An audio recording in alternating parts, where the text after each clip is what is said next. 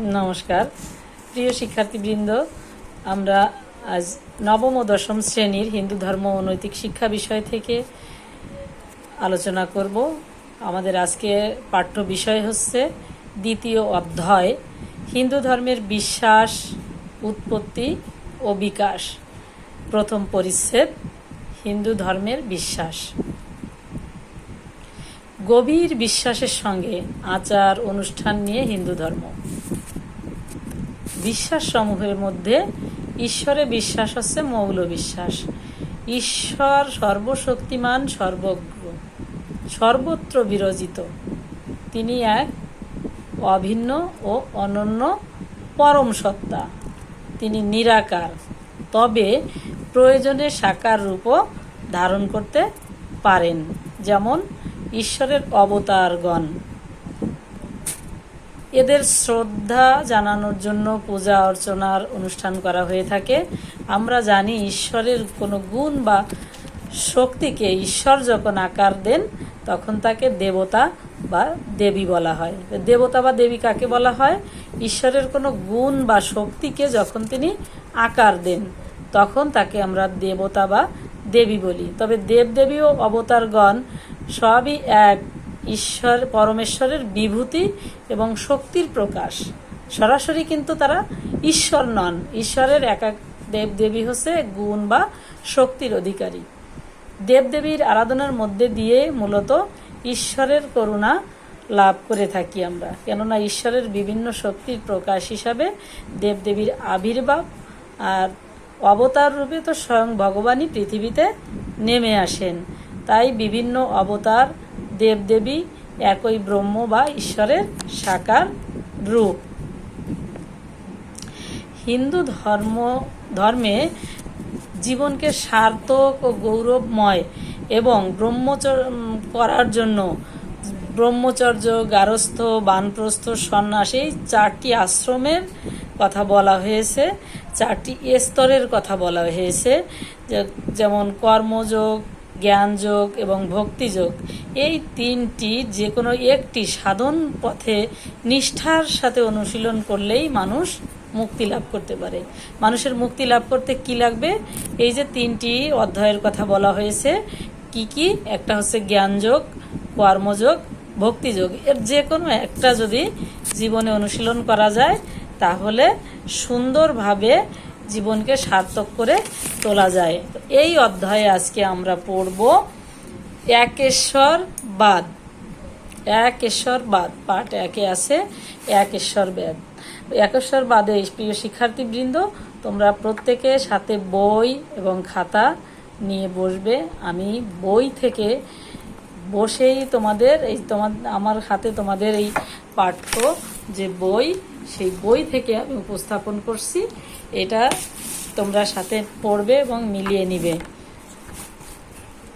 একেশ্বরবাদ কি? আগে জানতে হবে আমাদের এক ঈশ্বর কি। হিন্দু ধর্মানুষ্ঠান, ধর্ম আচার পর্যবেক্ষণ করলে দেখা যায়, যেখানে যেমন রয়েছে ঈশ্বরের চিন্তা, ধ্যান, ধারণা, তেমনি রয়েছে বিভিন্ন অবতার এবং দেবদেবীর উপাসনা এবং পূজা অর্চনার কথা। কি রয়েছে? যেমন ঈশ্বরের চিন্তা, তেমনি দেবদেবী ও অবতারের পূজা অর্চনার কথা রয়েছে।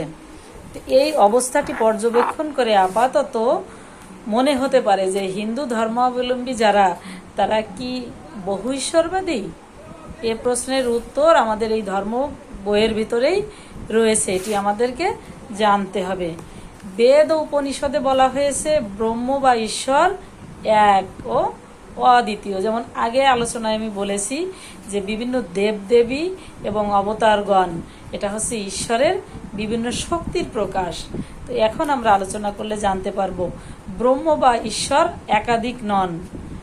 এই যে এক ঈশ্বরে বিশ্বাস, একেই বলে এক ঈশ্বরবাদ। একেশ্বরবাদ কাকে বলে? ব্রহ্ম বা ঈশ্বর একাধিক নন, এই যে বিশ্বাসটা আমাদের মনে ধারণ করতে হবে, লালন করতে হবে, এই ধারণা বা এই বিশ্বাসকে বলা হয়েছে একেশ্বরবাদ। প্রচলিত বহু দেবদেবীর উপাসনা হিন্দু ধর্মের একটি বিশেষ দিক। তবে দেবদেবীগণ ঈশ্বরের ভিন্ন ভিন্ন শক্তি বা গুণের অধিকারী। ঋগ্বেদে ইন্দ্র, অগ্নি, বায়ু, উষা প্রভৃতি দেবদেবীর স্তুতি রয়েছে। ইন্দ্র, অগ্নি, বায়ু, উষা প্রভৃতি দেবদেবীর স্তুতি রয়েছে কোন বেদে?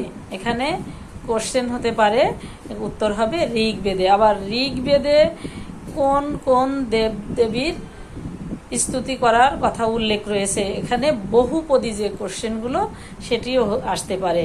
সেখানে তোমাদের মনে রাখতে হবে ইন্দ্র, অগ্নি, বায়ু, উষা প্রভৃতি দেবদেবীর স্তুতি রয়েছে।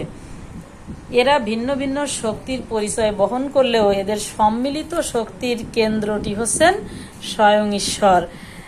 তো ঋগ্বেদে এ সম্পর্কে ঋষিদের উপলব্ধি হচ্ছে, এখানে দেখো একটি সংস্কৃত শব্দ, একং সদ বিপ্রা বহুদা বদন্তি। কি বলা হয়েছে? একং সদ বিপ্রা বহুদা বদন্তি। এর অর্থ কি? সৎ বস্তু এক, বিপ্রগণ তাকে বহু প্রকার বলে গণনা করেন। সৎ বস্তু এক, বিপ্রগণ তাকে বহু প্রকার বলে গণনা করেন। অনুরূপভাবে কঠো উপনিষদে দেখা যায়, এখানে কঠো উপনিষদ গ্রন্থে এই কথা বলা হয়েছে, নেহ নানাস্তি কিঞ্চন। কি বলা হয়েছে? সংস্কৃত শব্দ দেখো, নেহ নানাস্তি কিঞ্চন, ব্রহ্ম এক এবং অদ্বিতীয়। এর বাংলা হচ্ছে ব্রহ্ম এক এবং অদ্বিতীয়। ঈশ্বরের সমান আর কেউ নাই, এই বিশ্বে ঈশ্বরের সমান আর কেউ নয়। শ্রীমদ্ ভগবদ গীতাতে কি বলা হয়েছে? শ্রীমদ্ ভগবদ গীতাতে বলা হয়েছে প্রভাব প্রলয় স্থানং নিধানং বীজম ব্যয়ম। এর অর্থ কি? এটিও সংস্কৃত শ্লোক। শ্রীমদ্ ভগবদ গীতায় বলা হয়েছে প্রভাব প্রলয় স্থানং নিধানং বীজম ব্যয়ম। অর্থ হচ্ছে তার থেকে জগতের উৎপত্তি, তার দ্বারা স্থিতি এবং তাতেই হচ্ছে লয়। তিনি জগতের নিধান এবং আধার ও আশ্রয়। এখন তার থেকে সে কে? সে স্বয়ং ঈশ্বরের কথা এখানে বলা হয়েছে।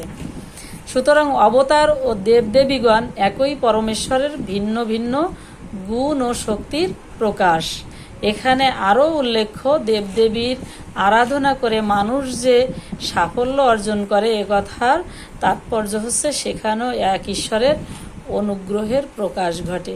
তাহলে আমরা নিশ্চিত হতে পারি যে অনেকের মনেই কোশ্চেন থাকে যে হিন্দু ধর্ম অবলম্বী যারা আমরা কি বহু ঈশ্বরে বিশ্বাসী? না, বহু ঈশ্বরে বলতে এই যে দেব দেবীর কথা আমরা যেখানে বলছি, এটা কি? এটা হচ্ছে ঈশ্বরের ভিন্ন ভিন্ন শক্তি। তো ঠাকুর শ্রী রামকৃষ্ণ কি বলেছেন দেখো, বহুমুখী সাধনার মধ্যেও তিনি দেবদেবীর আরাধনা ও ব্রহ্ম সাধনার মধ্যে এক সমন্বয় চেতনা করে সাকার দেবী কালী যিনি নিরাকার এক ব্রহ্ম, তিনি যিনি কালী তিনি ব্রহ্ম। কে বলেছেন এ কথা? শ্রী শ্রী রামকৃষ্ণ পরমহংসদেব। তাহলে দেখা যাচ্ছে হিন্দু ধর্মে বহু দেবদেবীর পূজা অর্চনার বিভিন্ন পদ্ধতি অনুশীলিত হলেও সেসব ধর্মকর্মের মধ্য দিয়ে সর্বশক্তিমান এক পরমেশ্বরেরই উপাসনা করা হচ্ছে। তাহলে কি বলা হয়েছে? এক পরমেশ্বর। আমরা যত দেবদেবীর আরাধনা করি, যত অবতারের আরাধনা করি, পূজা অর্চনা করি, তা সবার মধ্য দিয়ে সেই স্বয়ং ঈশ্বরেরই পূজা অর্চনা বা আরাধনা করার কথা এখানে বলা হয়েছে। সুতরাং অবতার ও দেবদেবী একই ঈশ্বরের বিভিন্ন প্রকাশ। ঈশ্বর এক ও অদ্বিতীয়, এই বিশ্বাসকে বলা হয় একেশ্বরবাদ। আবারও এখানে কি বলা হচ্ছে দেখো, অবতার ও দেবদেবী একই ঈশ্বরের বিভিন্ন প্রকাশ। ঈশ্বর এক ও অদ্বিতীয়, এই বিশ্বাসকে বলা হয় একেশ্বরবাদ। তাহলে একেশ্বরবাদ কাকে বলে? ঈশ্বর এক ও অদ্বিতীয়, এই যে বিশ্বাস, এই বিশ্বাসকে বলা হয়েছে একেশ্বরবাদ। সুতরাং একেশ্বরবাদ হিন্দু ধর্মের একটি বিশ্বাস এবং হিন্দু ধর্মাবলম্বীরা নিঃসন্দেহে একেশ্বরবাদী। এই হচ্ছে আজকের আমাদের দ্বিতীয় অধ্যায়ের প্রথম পরিচ্ছেদে হিন্দু ধর্মের বিশ্বাস ও উৎপত্তি এবং বিকাশ এর প্রথম পরিচ্ছেদে রয়েছে হিন্দু ধর্মের বিশ্বাস। হিন্দু ধর্মের বিশ্বাসে আমরা প্রথমে যেটা পেলাম এক ঈশ্বরবাদ কি, এবং আমাদের এখানে কঠোপনিষদ, শ্রীমদ্ ভগবদ গীতা, এই যে ঋগ্বেদের থেকে আমরা যে কথা শ্লোকগুলো পেয়েছি সব কিছু মিলে আমাদের একেশ্বরবাদের একটা চিন্তা। তাহলে আমরা এই যে একেশ্বরবাদ কি বা মনোথিজম বলা হয়, তো এটাই হচ্ছে আমাদের একেশ্বরবাদ। লেসন অন তোমরা মনোযোগ সহকারে পড়বে, বইয়ের সাথে যেখানে তোমরা বুঝতে সমস্যা হবে এই ভিডিওটি অন করে পড়বে।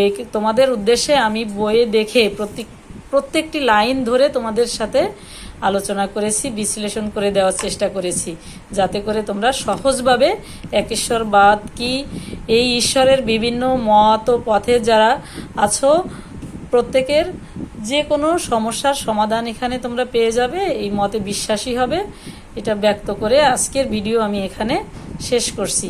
এর ধারাবাহিকভাবে দ্বিতীয় ভিডিও আমি উপস্থাপন করব পার্ট 3-4 থেকে অবতারবাদ নিয়ে। ধন্যবাদ প্রিয় শিক্ষার্থীবৃন্দ, সবাই ভালো থেকো, নমস্কার।